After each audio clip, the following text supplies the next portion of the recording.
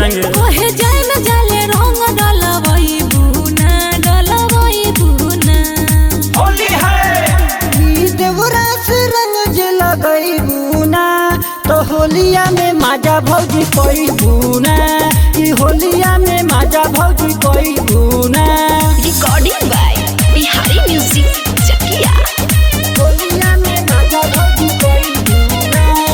Exclusive remix by DJ Sinod. होलिया में माजा भौजी कोई बुना आइल बारा काहेले के लफुवन के डोली हो सब लोग लगाई आज केहू नहीं बोली हो होलिया में माजा भौजी कोई बुना आज नहीं केहू से रंग डलवाइब हो वादा करतानी हम खाली नहीं जाइब हो होली है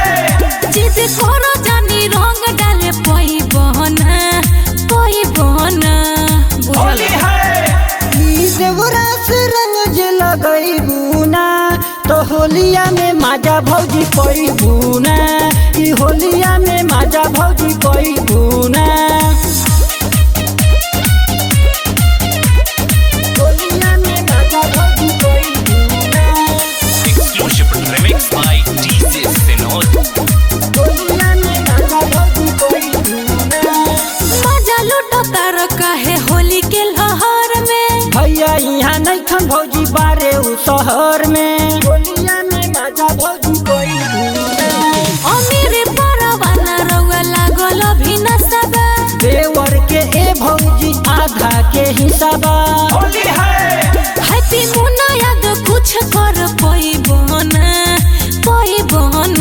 हर जा होली है ई देवरा से रंग जे लगई बुना तो होलिया में माजा भौजी कोई बुना ई होलिया में माजा भौजी कोई बुना ना जाने कहां से दारू पी के आइल बा होलिया में हमरो देवर पागल आइल बा नहीं रंग ओहे जाय में जाले रंग डलवई बुना होली है